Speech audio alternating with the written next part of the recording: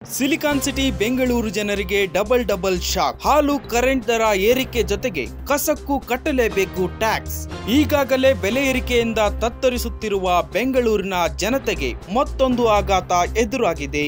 ಈಗಾಗಲೇ ಘೋಷಣೆ ಆಗಿರುವಂತೆ ಹಾಲು ವಿದ್ಯುತ್ ದರ ಏರಿಕೆ ಏಪ್ರಿಲ್ 1ರಿಂದ ಜಾರಿಗೆ ಬರಲಿದ್ದು, ಅದರ ಜೊತೆಗೆ ಬಿಸಾಡುವ ಕಸಕ್ಕೂ ತೆರಿಗೆ ವಿಧಿಸಬೇಕಾಗಿದೆ.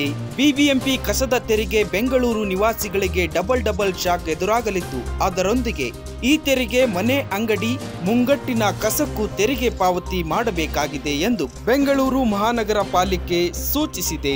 ಈ ವಿಚಾರವಾಗಿ ಬಿಬಿಎಂಪಿ ಬಜೆಟ್ನಲ್ಲೂ ಘೋಷಣೆ ಮಾಡಲಾಗಿತ್ತು. ಈ ಮೂಲಕ 600 ಕೋಟಿ ರೂಪಾಯಿ ಆದಾಯ ಸಂಗ್ರಹಕ್ಕೆ ಬಿಬಿಎಂಪಿ ಗುರಿ ಹಾಕಿಕೊಂಡಿದೆ. ಬಿಬಿಎಂಪಿ ಕಸದ ತೆರಿಗೆ ಅಂಗಡಿ ಮುಂಗಟ್ಟುಗಳಿಗೆ ಪ್ರತಿ ಕೆಜಿ ಕಸಕ್ಕೆ 12 ರೂಪಾಯಿ ತೆರಿಗೆ ವಸೂಲಿಗೆ ಪಾಲಿಕೆ ಸಜ್ಜಾಗಿದೆ.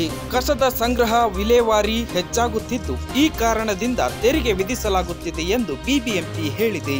ಈ ಕಸದ ತೆರಿಗೆ ಕಟ್ಟಡದ ವಿಸ್ತೀರ್ಣದ ಆಧಾರದ ಮೇಲೆ ತೆರಿಗೆಯನ್ನ ಸಂಗ್ರಹ ಮಾಡಲಿದೆ ಎಂದು ತಿಳಿಸಿದೆ. ಬೆಂಗಳೂರಿನಲ್ಲಿ ಬೆಂಗಳೂರು ಘನತ್ಯಾಜ್ಯ ನಿರ್ವಹಣೆ ಸಂಸ್ಥೆ ಪ್ರತಿ ಮನೆಯ ಬಾಗಿಲಿಗೆ ತೆರಳಿ ತ್ಯಾಜ್ಯ ಸಂಗ್ರಹಿಸುವುದು ಮತ್ತು ವಿಲೇವಾರಿ ಮಾಡುತ್ತದೆ. ಹೀಗಾಗಿ ಈ ಶುಲ್ಕ ವಿಧಿಸುವ ನಿರ್ಧಾರಕ್ಕೆ ಕೈಗೊಳ್ಳಲಾಗಿದೆ ಎಂದು ಬಿಬಿಎಂಪಿ ತಿಳಿಸಿದೆ.